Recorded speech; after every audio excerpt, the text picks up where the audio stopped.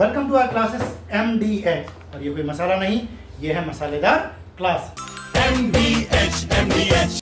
और इस क्लास में जो क्लास 12th है उसको स्टार्ट करते हैं चैप्टर नंबर 1 से, जिसका नाम है चैलेंजेस ऑफ नेशन बिल्डिंग।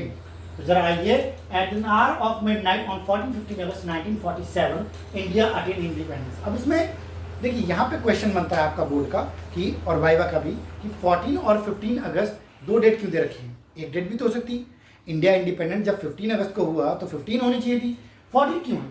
ये डेट है पाकिस्तान के इंडिपेंडेंस की, इसलिए यहाँ पर जो डेट दे रखी है वो है 14-15 अगस्त। Jawaharlal Nehru, the first Prime Minister of Free India, addressed a special session of the Constituent Assembly that night. This was the famous Trust with Destiny speech that you are familiar with. अब यहाँ से एक और question बन जाता है कि जो पहले प्राइम मिनिस्टर थे उनका नाम क्या था? उनका नाम था पंडित जवाहरलाल नेहरू। और उनकी फेमस स्पीच का नाम क्या था? उनकी फेमस स्पीच का नाम था ट्रस्ट विद डेस्टिनी। तो इस पैराग्राफ से आपके बोर्ड के बनते हैं 3 क्वेश्चन। एक, 14-15 अगस्त को इंडिया इंडिपेंडेंट हुआ। इंडिपेंडेंट एक्चुअली पाकिस्तान 14 को हुआ, इंडिया 15 को हुआ। ऐसा क्यों? ऐसा इसलिए कि जो टाइम जोन का इशू है, इंडिया में जब 12 बजते हैं उस समय पाकिस्तान में 11:30 बजते हैं। तो इंडिया में जब 15 अगस्त था उस समय पाकिस्तान में 14 अगस्त था। इसके अलावा आइए हम इस पर बात करते हैं कि यहाँ पे 2 चीज़ें हैं। एक, इंडिया जिस फ्रीडम के लिए वेट कर रहा था, 200 साल से ज़्यादा इंडिया ने फ्रीडम के लिए जो वेट किया, इंडिपेंडेंस के लिए जो वेट किया, फ्रीडम स्ट्रगल की लड़ाई लड़ रहा था। 1757 बैटल ऑफ प्लासी से ये लड़ाई स्टार्ट हुई और फाइनली 1947 में इंडिया इंडिपेंडेंट हो गया। जब इंडिया इंडिपेंडेंट हुआ तो उसने 2 गोल सेट किए। उसने, देखो, बहुत सारे लीडर थे जो इस बात पर लड़ रहे थे कि इंडिया कैपिटलिस्ट होना चाहिए, सोशलिस्ट होना चाहिए, लेकिन 2 चीज़ें थीं जिसको लेके सब एग्री कर रहे थे।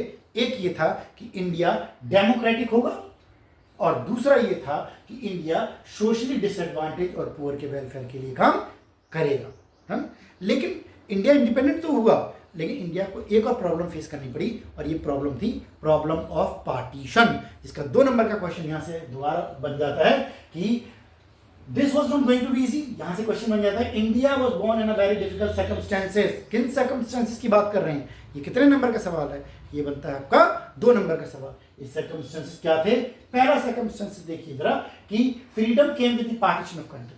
पहला सर्कमस्टेंसेस क्या है? इंडिया आजाद तो हुआ, फ्रीडम तो मिली, लेकिन साथ ही साथ जो कंट्री थी वो डिवाइड हो गई 2 पार्ट्स में, इंडिया एंड पाकिस्तान। दूसरा देखिए, the year of 1947 was the year of unprecedented violence and trauma of displacement. Partition हुआ, पार्टीशन की वजह से लोगों ने मूवमेंट किया। जो मुस्लिम थे उनको पाकिस्तान जाना पड़ा, जो हिंदूज थे उनको इंडिया आना पड़ा। इस वजह से जो मूवमेंट ऑफ द पीपल था, इसकी वजह से एक तो ट्रॉमा ये हो गया। दूसरी चीज़, हिंदू और मुस्लिम दोनों ने एक दूसरे को जो है अटैक किया, क्योंकि दोनों बहुत ज़्यादा हेट्रेड करते हैं एक दूसरे से। इस वजह से लाखों लोग मारे गए और ये भी लोगों का ट्रॉमा और सफरिंग था, जिसमें बहुत सारे लोग अपने ही परिवार से अलग हो गए। Women were raped and maimed, यानी वुमेन को रेप किया, मार दिया गया, राइट। इस ट्रॉमा से लोगों को सफ़र करना पड़ा। It was in this situation that independent India started on its journey to achieve several objectives.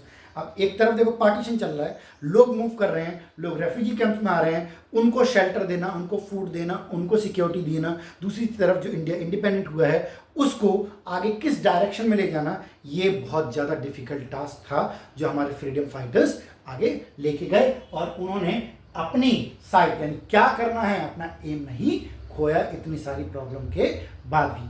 तो चलिए मिलते हैं अपनी नेक्स्ट क्लास में। Thank you.